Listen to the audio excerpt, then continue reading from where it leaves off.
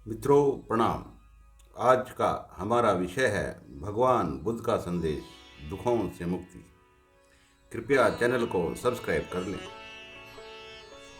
भारत के सभी दर्शनों के चिंतन का आधार जीवन को दुखों से मुक्त करना है। सांसारिक लिप्सा से, लालच से और पीड़ा से मुक्त करके मनुष्य अपने जीवन को सुखमय बना सकता है। सांसारिक, पारिवारिक और संबंधों की पीड़ा से जब आदमी आहत हो जाता है तो वह अध्यात्म की ओर चला जाता है। वह पीड़ा से मुक्ति का उपाय खोजता है। भारतीय दर्शन इन्हीं पीड़ाओं से मनुष्य को मुक्त करता है। भारत में जितने भी चिंतन रहे हैं, सबका उद्देश्य दुखों से मुक्ति और मोक्ष की प्राप्ति है। भगवान कृष्ण और महावीर की तरह भगवान बुद्ध का चिंतन भी इसी ओर जाता है। बौद्ध दर्शन का सामाजिक चिंतन 4 नियमों पर आधारित है। पहला दुख है, यह मानना कि संसार में दुख है। दूसरा दुख का कारण है। तीसरा दुख के कारण का निवारण है। और चौथा फिर सुख है, मोक्ष है। बौद्ध दर्शन का पहला नियम है कि दुख है। भगवान बुद्ध संसार को दुख का कारण समझते थे। वे सांसारिक दुखों से मनुष्य को मुक्त करना चाहते थे, इसलिए उनका चिंतन सांसारिक दुखों पर ही आधारित था। इसलिए उनका चिंतन दुखों से मुक्ति पाने का चिंतन है। भगवान बुद्ध के समय छोटे छोटे राजतंत्र भारत में मौजूद थे, इसलिए राज्यों में आपसी संघर्ष चलते रहते थे। इससे भगवान बुद्ध बहुत दुखी थे। इसलिए उन्हें लगता था कि सारी दुनिया में दुख के सिवा कुछ नहीं है। एक मृत व्यक्ति की शव यात्रा को देखकर उनका मन और ज़्यादा दुखी हो गया। इसलिए उन्हें विश्वास हो गया कि केवल दुनिया में दुख है और कुछ नहीं है।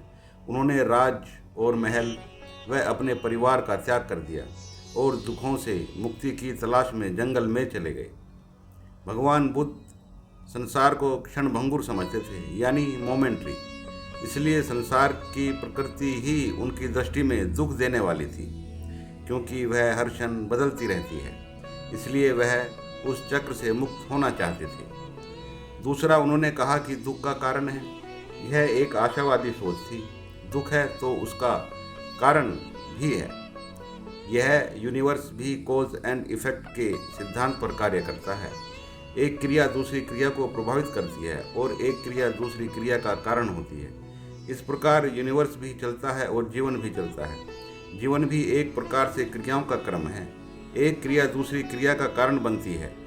भगवान बुद्ध जीवन को भी एक और मृत्यु को भी दुख का कारण मानते थे। इसलिए वह कैवल्य अर्थात मोक्ष की स्थिति तक जाना चाहते थे, जिससे जन्म और मरण से मुक्ति हो जाए। उन्होंने कहा कि दुख का कारण है तो उसका निवारण भी है। इस संदर्भ में उन्होंने समाज को 5 नियम बताए। उन्होंने समाज को सत्य, अहिंसा, ऐस्ते, अपरिग्रह और ब्रह्मचर्या का संदेश दिया। जीवन में यदि इन 5 नियमों का व्यक्ति पालन करेगा तो वह लिप्ताओं व सांसारिक आसक्ति से मुक्त हो जाएगा और मोक्ष की ओर चला जाएगा। सत्य आचरण करना, किसी के प्रति हिंसा न करना, चोरी न करना, आवश्यकता से अधिक का संग्रह न करना तथा ब्रह्मचर्या का पालन करना, इन्हीं 5 नियमों का पालन करने से मनुष्य मोक्ष की ओर चला जाएगा तथा सभी प्रकार के आत्म दोषों से मुक्त हो जाएगा। भगवान बुद्ध का मानना था कि दुख के कारण का निवारण होने के पश्चात मनुष्य के जीवन में सुख आ जाएगा। सुख से उनका तात्पर्य मनुष्य सांसारिक मोह व लालसाओं से मुक्त हो जाएगा और जो आत्मा का वास्तविक स्वरूप है वह प्रकट हो जाएगा।